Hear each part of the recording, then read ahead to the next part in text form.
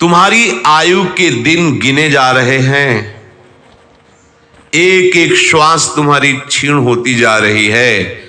आशु गण्यमानेषु क्षीयमाणे तथायुषि जीविते लिख्यमाने च किमुत्थाय न धावसि। एक एक श्वास तुम्हारी कम होती जा रही है।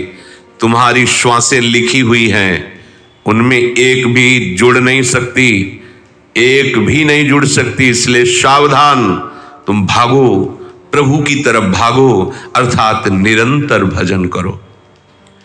जो बुद्धि मोह में डूब गई है उनसे भजन नहीं बनता, वो द्वेष करते हैं, वो कुमार्ग का चिंतन करने लगते हैं।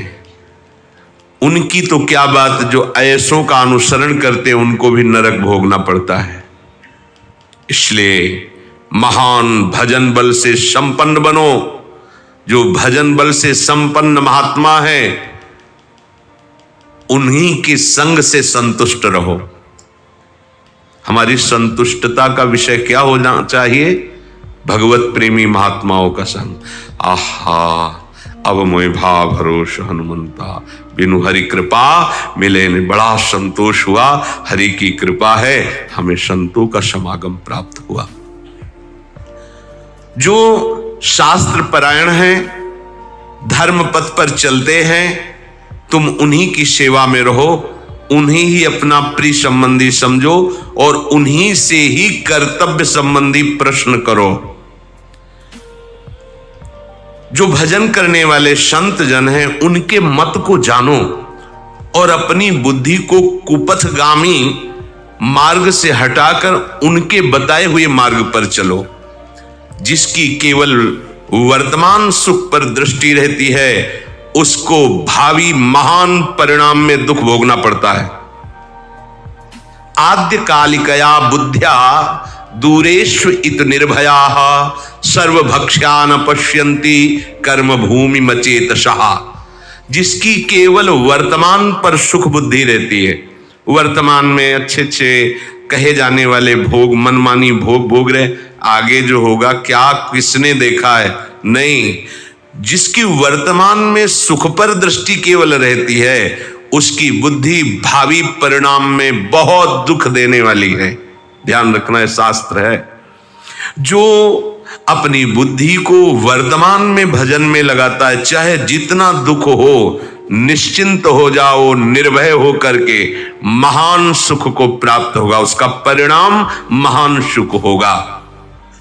जो नास्तिक है, जो धर्म की हंसी उड़ाता है, जो धर्म की मर्यादा को तोड़ता है, ऐसे शत्रु से दूर रहना चाहिए। तजिए ताहि कोटि बैरिशम यद्यपि परम शनेहि।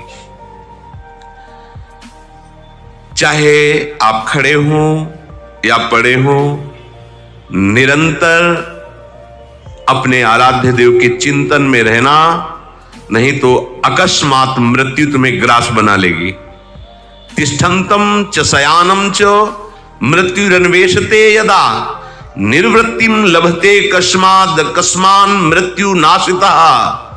चाहे तुम खड़े हो या पड़े हो, क्रियापरायण हो या निष्क्रिय हो, मृत्यु तुम्हें नहीं छोड़ती, हर समय तुम्हारे पास खड़ी है। समय पूरा हुआ खा जाएगी, तुम्हें नष्ट कर देगी। इसलिए चलते फिरते उठते बैठते किसी भी स्थिति में ये प्रमाद मत करो कि जब ये काम हो जाएगा तब भजन कर लेंगे। नहीं, वो नाश कर देगी। मृत्यु खड़ी है, वो इंतजार नहीं करेगी। मनुष्य भोग सामग्रियों के संचय में जो लगा रहता है वो कभी भोगों से तृप्त नहीं होता। जैसे भेड़ के बच्चे को बाघनी उठा ले जाती है, ऐसे ही महान काल उसके संग्रह किए हुए भोग और शरीर सबको नष्ट कर देता है। तुम्हें संसार रूपी अंधकार में प्रवेश करना है, चलना ही पड़ेगा, तो तुम्हें भजन में दीपक हाथ में लेके चलना होगा। ये संसार अज्ञान अंधकार से युक्त है, तुम्हें इसमें चलना होगा, इसी में चलना होगा। पर तुम्हारे हाथ में यदि दीपक है तो तुम्हें अंधकार परेशान नहीं करेगा। वो दीपक क्या है? भजन। सुमेरे सु भजे सु निरंतर मोहि। तो संसार यात्रा में तुम लड़खड़ाओगे नहीं, क्योंकि दीपक है। राम नाम मणि दीप धर जीह देहरी द्वार, तुलसी भीतर बाहरो जो चाहा सो जियार। देखो, तुम अनेक जन्म भटकते रहे हो इसी शरीर की प्रियता के कारण, इसलिए अब तुम्हें जो शरीर मिला है इसे भगवत प्रियता प्राप्त करो, भोग प्रियता नहीं। इस शरीर को पाकर जो भोगों के अनुराग में बर्बाद कर देता है, जो इंद्रिय संयम नहीं करता, जो भजन नहीं करता, वो बार बार पछता करके दुख भोगता है।